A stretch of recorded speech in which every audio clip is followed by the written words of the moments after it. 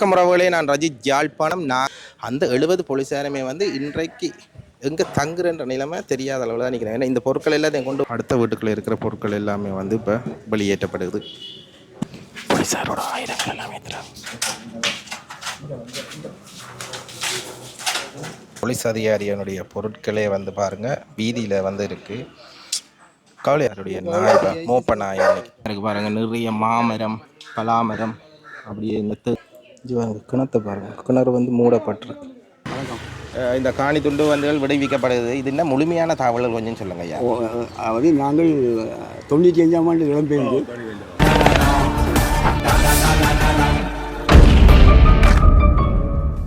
முறவுகளே நான் ரஜித் யாழ்ப்பாணம். நாங்கள் இன்றைக்கு யாழ்ப்பாணம் கோப்பாய் போலீஸ் நிலையத்துக்கு முன்னுங்க நிற்கிறோம். ஏன் வந்திருக்கிறவனே இந்த கோப்பாய் போலீஸ் நிலையம் பார்த்தீங்கன்னா கிட்டத்தட்ட எங்களுடைய தமிழ் மக்களோட காணியில் கிட்டத்தட்ட 35 வருஷத்துக்கு மேலதிகமாக இந்த காணியில் இருக்கிறோம். இவையில் இந்த காணி உரிமையாளர் கிட்டத்தட்ட 9 உரிமையாளர்கள் இருக்கிறோம். இந்த காணி துண்டு உரிமையாளர்கள் அவையில் எழும்ப சொல்லி நிறைய கோரிக்கைகள் விட்டு எழும்ப இல்லை. அந்த காரணத்தினால இப்போ நீதிமன்றத்தில் வழக்கு போட்டு நீதிமன்றத்தால் இப்போ காணி உரிமையாளர்கிட்ட காணியை கொடுக்க சொல்லி 2 மாதங்களுக்கு முன்னர் தீர்ப்பு வழங்கப்பட்டிருக்கு.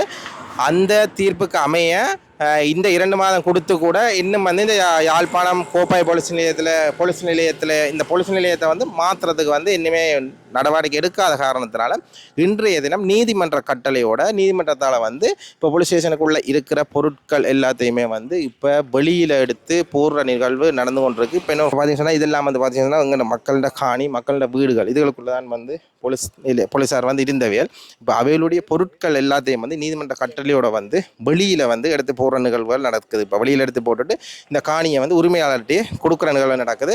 இப்போ போலீஸார் வெளியேறினது பிறகு தான் நாங்கள் உள்ளே போய் வீடியோ என்ன மாதிரி எப்படி இருக்குன்றதை பார்க்கலாம். நான் இந்த வீடியோவில் அதை தான் உங்களுக்கு காட்ட போகிறேன். மக்களுடைய இந்த காணி உரிமையாளரோட நான் கதைச்சிருக்கிறேன். ஓகே எப்படி இருக்குன்றதை கதைச்சிருக்கிறேன். இதை பற்றிய கருத்துக்களை மறக்காமல் கமெண்டில் தெரிவிங்க. அங்கே இருந்து அங்கே பார்த்தீங்கன்னா முன்னுக்கு இருக்குது பாருங்கள். அங்கே இருந்து அந்த போலீஸ் நிலையம் பாருங்கள். அதான் இங்கே கோப்பை போலீஸ் நிலையம் அதில் இருந்து அப்படியே சுற்றி இந்த துண்டு பாருங்கள். இது வரைக்கும் இருக்கிற துண்டுகள் எல்லாமே மக்களுடைய காணிகள் இன்றைக்கு விடுவிக்கப்படுது. இந்த சந்தோஷமான நிகழ்வை நான் உங்களுக்கு காணொலி எடுத்து போகிறோம். ஓகே இந்த காணொலி பற்றி கருத்துக்களை மறக்காமல் கமெண்டில் தெரிவிங்க. இந்த வீடுகளை அப்புறப்படுத்துகிற வேலையில் ஈடுபட்டிருக்கணும். முக்கியமாக அதுக்குள்ளே இருக்கிற பொருட்கள் எல்லாம் அடிக்கணும். இதில் முக்கியமான ஒரு விஷயத்தை நான் சொல்லி ஆகணும். இந்த போலீஸ் நிலையத்தில் கிட்டத்தட்ட 70 போலீஸார் கடமையாற்றினோம். அந்த 70 போலீஸாருமே இன்றைக்கு எங்கே தங்குறன்ற நிலைமை தெரியாத அளவில் தான் நிற்கிறேன். ஏன்னா இந்த பொருட்கள் எல்லாத்தையும் கொண்டு போய் ஒரு பள்ளிக்கூடத்தெல்லாம் போட போயிடும். ஏன்னா இவளுக்கு இப்போ நிரந்தரமான கட்டிடமோ இல்லை இவளுக்கான ஒரு கட்டிடம் இது வரைக்குமே போலீஸாருக்கு எடுக்கப்படலை. அதனால் இப்போ நான் போலீஸாரோட கதைச்ச அளவில் பள்ளிக்கூடத்துக்கு தான் போயிடும் அப்படின்னு சொல்லியிருக்கிறேன். உண்மையிலே இது ஒரு என்னென்னு சொல்கிறேன், இது சரியான நடவடிக்கை எடுக்கலைன்னு சொல்லணும். ஓகே ரோல் பார்ப்போம், முழுமையாக பார்ப்போம். அடுத்த வீட்டுக்குள்ளே இருக்கிற பொருட்கள் எல்லாமே இப்போ வெளியேற்றப்படுது. அந்த வீடுகள் ஒன்றுமே உடைக்கப்படாமைக்கு அப்படியே பராமரிப்பு இல்லாமல் இருக்கிறத பார்க்கக்கூடிய மாதிரி இருக்குது பாருங்கள். போலீஸார் வச்ச கட்டில்கள் எல்லாமே வெளியேற்றப்படுது. இப்போ இந்த கட்டிலை கொண்டு போய் போடுறதுக்கு இடம் இல்லையாமா.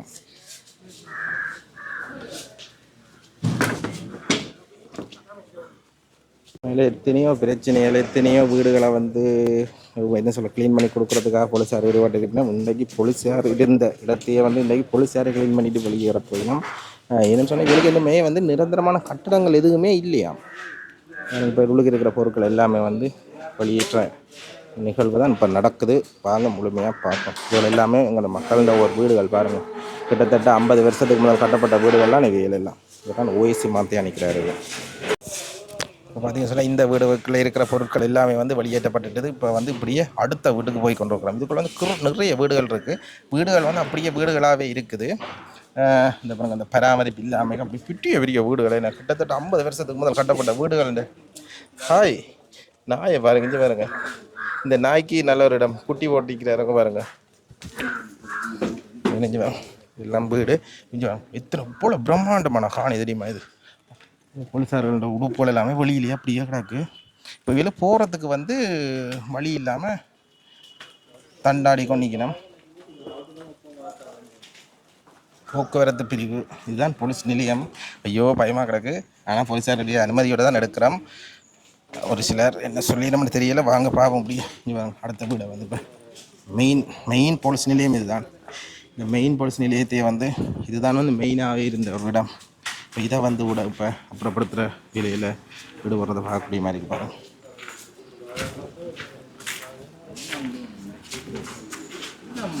மெயின் போலீஸ் நிலையம் இதுதான் வந்து மெயினாகவே வந்து அந்த இடம் பாருங்கள். போலீஸாரோட ஆயுதங்கள் எல்லாத்தையும் வந்து இப்போ ஏற்றின பாருங்க. இதெல்லாம் வந்து போலீஸார் பாவிக்கிற ஆயுதங்கள் எல்லாமே வந்து வாகனங்களில் ஏற்றப்படுது.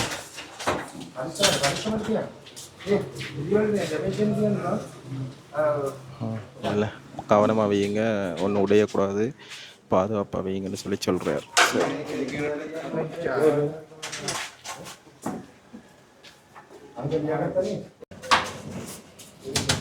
போலீஸாரோட ஆயுதங்கள் எல்லாம் ஏற்றுறாங்க.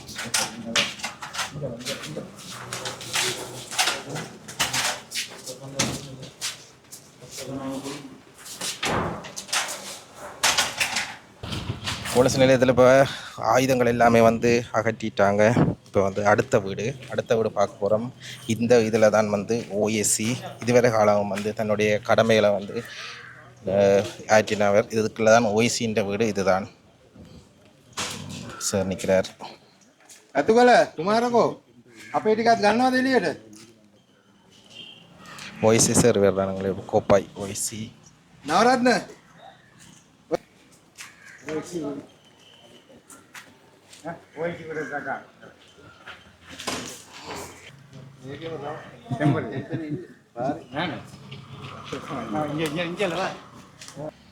ஓஎஸ்சி சார் பாவிச்ச கதிரை முதலாவதாக கொண்டு வந்திருக்காங்க பாருங்கள் வெளியில். இப்போ வந்து ஒரு டெம்பரரி ஆஃபீஸ் அங்கே இருக்குன்னு கேட்டதுக்கு ரோட்டெலாம் நிற்கணும் அப்படின்ற ஒரு பதிலான்னு சொல்லியிருந்தார். நீங்கள் பார்த்துருப்பீங்க. பாறை தான் அப்படின்னா சிங்களத்தில் ஈஸியாக கடமையாற்றின ஒரு போலீஸ் அதிகாரியனுடைய பொருட்களே வந்து பாருங்கள் வீதியில் வந்து இருக்குது.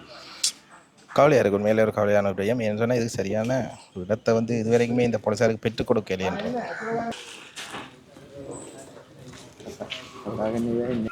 இங்கே பாருங்க உப்புல பெரிய இடம் மட்டும் பாருங்க. இதெல்லாம் ஒரு கிரவுண்டு மாதிரி இருந்து பண்ணிக்கிறேன். உண்மையில் பார்த்தீங்கன்னு சொன்னால் இப்போ போலீஸார் வந்து போகிறதுக்கு இடம் இல்லாமக்கி தத்தளிச்சு பண்ணிக்கணும். ஓகே, இதெல்லாம் வந்து இப்போ கேட்டு தான் எடுக்கிறோம். உங்களுக்காக தான் இது எவ்வளோ ரிஸ்க் எடுத்து கருத்துக்களை சொல்லுங்க. உண்மையிலேயே போலீஸார் என்ன தான் செஞ்சாலும் ஆனால் போலீஸாரை கொண்டு உண்மையிலேயே கொஞ்சம் மனம். போலீஸாருடைய நாய் தான் மோப்ப நாய். அன்னைக்கு இதுக்கெல்லாம் போலீஸாருடைய மோப்ப நாய்கள் அந்த கூடுதல் 25 லட்சம் கூடலாம இருக்கல இருக்கும். வெயில இருந்தா போறதுக்கு இந்த நாயில கூட கொண்டு போறதுக்கு வந்து இடமில்லாம் இருக்கிறான் பாருங்க. இதெல்லாம் ஒரு 20-25 லட்சம் அப்புறமே நாய். இந்த நாய்க்கு வந்து கொண்டு போய் கூட்டுக்குலாம் அடைச்சி வைக்கணும். இந்த நாய்க்கு கூட இன்றைக்கு இப்போ கூடு இல்லைன்னு சொல்லி இந்த போலீஸார் வந்து ஒரு கதைக்கிறதுக்கு கூடிய மாதிரி இருக்கு பாருங்க. இதுக்குள்ள நிற்கிது உள்ள நாய்.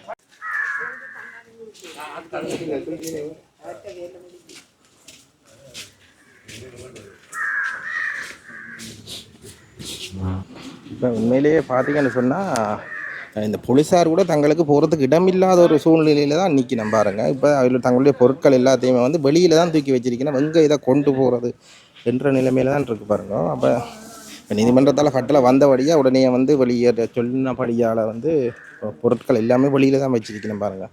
இப்போ இதை பொருட்களை வந்து வெளியில் போட்டுட்டு இந்த வீடுகளை வந்து அவர்கள்ட்ட கையளிக்கிறது தான் இப்போ இந்த நீதிமன்றத்தின் கடமை. இதில் பெரிய ஒரு அரச மரம் இருக்குது பாருங்க. பக்கத்துலேயே நல்ல பெரிய கிணறு இருக்குது. ஓ, கண்ணாடி என்ன தெரியுதா? இப்போ பார்த்தீங்கன்னு சொன்னால் இது வந்து போலீஸாருடைய பூரண அனுமதியோடு தான் இந்த காணொளி வந்து பதிவு செய்யப்படுகிறது என்றதையும் இந்த விடயத்தில் சொல்லிக்கொள்ள விரும்புகிறோம். உள்ளுக்கு பார்த்துடுங்க, உள்ளுக்கு எடுக்கலாம்.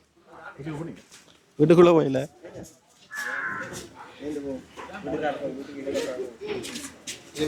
இந்த வீட்டுக்குள்ளே இருக்கிற அடுத்த பொருள் இப்போ இந்த கதைச்சிருந்தார் இந்த ஐயாண்ட வீட்டுக்குள்ளே இருக்கிற பொருட்கள் எல்லாமே வந்து இப்போ வெளியேற்றப்படுது. ஒரு முன்னாள் ஓய்வு பெற்ற அதிபர் இப்போ பார்த்தீங்கன்னு சொன்னால் பாருங்கள் வெளியில் தான் கொண்டு வந்து அந்த பொருட்களை வந்து போவினோம்.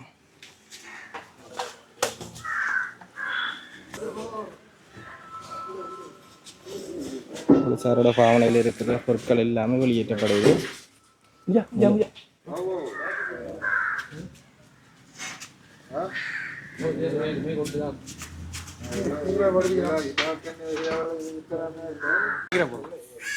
இறுதியாக இருக்கிற வீடும் வந்து இப்போ பாருங்கள் இப்படி தான் இருக்குது. இந்த வீடுகளில் இருக்கிற எல்லா பொருட்களையுமே வந்து வழியிலே ஏற்றியாச்சு. உள்ளுக்கு நல்ல ஒரு பசுமையாக இருக்குது பாருங்கள். நிறைய மாமரம், பலாமரம், அப்படியே இந்த தேக்க மரம், தென்னை மரம், நல்லா தேங்காயெல்லாம் காய்ச்சிருக்குது மரங்களில். ஓகே தானே? இப்போ பார்த்தீங்கன்னு சொன்னால் இறுதியாக இருக்கிற வீட்டுக்குள்ளே இருக்கிற பொருட்களும் வந்து வெளியே எடுத்து வச்சாச்சு. இப்போ முழுமையாக வந்து கோப்பாய் போலீஸார் வந்து கிட்டத்தட்ட 35 வருடங்களுக்கு மேற்பட்ட காலம் இருந்த இந்த இடம் வந்து முழுமையாக விடுவிக்கப்படுது. 95ஆம் ஆண்டு நடைபெற்ற பாரிய இழப்பின் போது நான் மீசாலைக்கு சென்று தெரிந்த ஒரு அதிபருடைய வீட்டிலே இருந்து 96ஆம் ஆண்டு ஏப்ரல் மாதம் இங்கே இராணுவம் குடநாட்டை கைப்பற்றிய பிறகு இங்கே மீளக்குடியமர வந்தபோது இந்த வீடுகள் முழுவதும் இராணுவ கட்டுப்பாடுகள் இருந்தது. அந்த இராணுவ கட்டுப்பாடுகள் இருந்தபோது நாங்கள் சொன்னோம், நாங்கள் மீளக்குடியமர வேணும், எங்களுக்கு வீடுகள் தேவைன்னு சொல்லி கதைச்சு ஒரு மாதத்துக்குள்ளே அந்த இராணுவம் சொன்னது, நாங்கள் ஒரு மாதத்துக்குள்ளே வீடுகள் மீள ஒப்படைக்கிறோம், அது பிறகு நீங்கள் வீட்டுக்கு பேருங்க கொண்டு சொன்ன பிறகு நாங்கள் 96ஆம் ஆண்டு அவர்கள் சொன்னதன் பிரகாரம் இந்த வீடை திருத்தி வந்து சேர்ந்து நாங்கள். ஆனால் 98ஆம் ஆண்டு வரைக்கும் இந்த வீட்டில் இருந்து நாங்கள் அயல் வீடுகள்லாம் போலீஸ்காரர் தான் இருந்தவ, இந்த வீட்டில் மட்டும் நான் தான் இருந்தேன், நான் என் குடும்பத்தோடு. ஆனால் அப்போ இருந்த ஓஎஸ்சி சொன்னவர் இந்த அந்த நேரத்தில் சில அச்சுறுத்தல்கள் அவர்களுக்கு ஏற்பட்டது. இவர்களும் பதிலுக்கு தாக்குதல் செய்வார்கள், துப்பாக்கி சூடுகள் கேட்கும்.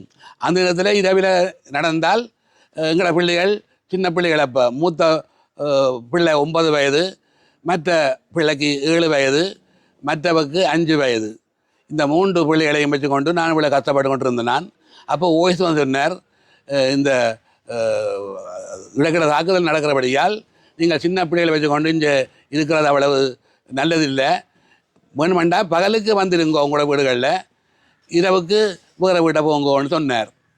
அந்த இரவுக்கு ஒரு வீடும் பகலுக்கு ஒரு வீடும் சென்று வந்து எனக்கு அலுப்பு தட்டிவிட்டது. பாழ்தாலை வேலைகளும் துணைக்களத்தில் உள்ள கூட்டங்களுக்கும் செல்ல வேணும் என்று நச்சு கொண்டு நான் பார்த்தேன், இனி ஒரு வீட்லேயும் சொந்த பந்தம் ஒன்றும் இல்லை, நான் மட்டும் பிள்ளைகளை வச்சு என் வீணா அந்த பிள்ளைகளை பலி கொடுப்பான் என்ற எண்ணத்தில் நான் கிடைச்ச பொருட்களோடு என் அம்மா வீட்டை கொக்குவிலுக்கு போனேன். போய் அம்மா வீட்டை இருந்து தான் இப்போ இந்த வீடுகள் வாடகை கெடுத்து அந்த பிள்ளைகளை வளர்த்து படிப்பிச்சு ஆளாக்கி அவர்களை இப்போ ஒரு வாழ்க்கைக்கு உகந்தவர்களாக மாற்றி ஒப்படைத்திருக்கிறேன். நான் இப்பொழுது இருக்கிற வீடு 6வது வாடகை வீடு. இவ்வளவு காலம் அலைஞ்சு உழைஞ்சு சொத்துழந்து உடைமை இழந்து இவ்வளவோ கத்தத்தின் மத்தியில் தான் நாங்கள் பதவியோ அதிபர் பதவி சம்பளம் அவ்வளவு பெருசாக ஒன்றும் இல்லை. இருந்தபோதும் நான் என்ற தத்துணிவின் மூலம் அந்த பிள்ளைகளை வளர்த்து ஆளாக்கி அவர்களை பட்டம் பெறச் செய்து படிப்பித்து அவர்களுக்கு நல்ல வாழ்க்கையை அமைச்சு கொடுத்துருக்கிறேன். அதனால் இந்த வீட்டில் என்ற இறுதி காலமாவது என்ற இறுதி கிரியை கூட இங்கே தான் நடக்க வேண்டும் என்று நான் விரும்புகிறேன். அதனால தான் நாங்கள் இந்த வீடை பொறுப்பெடுக்க முன்னுக்கு வந்திருக்கிறோம். நீதிமன்றமும் வழக்கு போட்டு 19ஆம் ஆண்டு வழக்கு போட்டு நாங்கள் இந்த 25ஆம் ஆண்டு ஜூன் மாதம் எங்களுக்கு உங்களோட காணி கண்டதை உறுதிப்படுத்தி கொண்டு எங்களுக்கு வீடுகளை ஒப்படைக்க தீர்ப்பு தந்தது. அதன் பிரகாரம் இன்று தீர்ப்பு தந்து 3 மாதம் முடிஞ்ச பிறகும் கூட இவர்கள் அதை தாங்கள் வெளிவருவதற்கான முயற்சியை எடுக்காமல் மீண்டும் மீண்டும் இங்கே இருப்பதற்கான முயற்சி எடுத்தார்கள். அதுக்கு நீதிமன்றம் ஒத்து வரவில்லை. அதனால் இன்று இறுக்கமான போக்கில் இந்த வீடில் 15ஆம் தேதி கட்டாயம் உங்களுக்கு வீடு ஒப்படைக்கப்படும் என்ற நிபந்தனையின் அடிப்படையில் நாங்கள் எல்லோரும் வந்திருக்கின்றோம். நீதிமன்றத்தின் பதிவாளரும் அவர் சார்ந்த குழுவினரும் இங்கு சமம் தந்திருக்கிறார்கள். அவர்கள் வீடுகளை எங்களுக்கு மீண்டும் ஒப்படைத்து எங்களோட இறுதி ஆசையாவது நிறைவேற்றார் என்று நம்புகின்றேன். நன்றி. நன்றி ஐயா. இதில் உங்களுடைய வீடு கிடக்கு? இதான் வீடு. இதான் வீடு. கிட்டத்தட்ட எத்தனை வருடங்களுக்கு பிறகு இந்த கட்டில் இருக்கிறீங்க? இப்போ 27 வருஷத்துக்கு பிறகு இந்த கட்டில் இருக்கிறேன் நான். இதெல்லாம் மோட்டர் கிணறு, அதான் எங்களுக்கு அந்த கிணறுலாம் பங்கு. மச்சான் கிணறு தான், அரை பங்கு எங்களுக்கு தான்.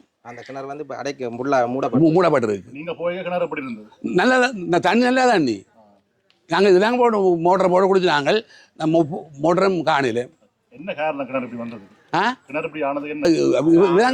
அதான் காரணம். நாங்களுக்கு காரணம் இல்லை. எப்படி தெரியும் என்ன காரணம்?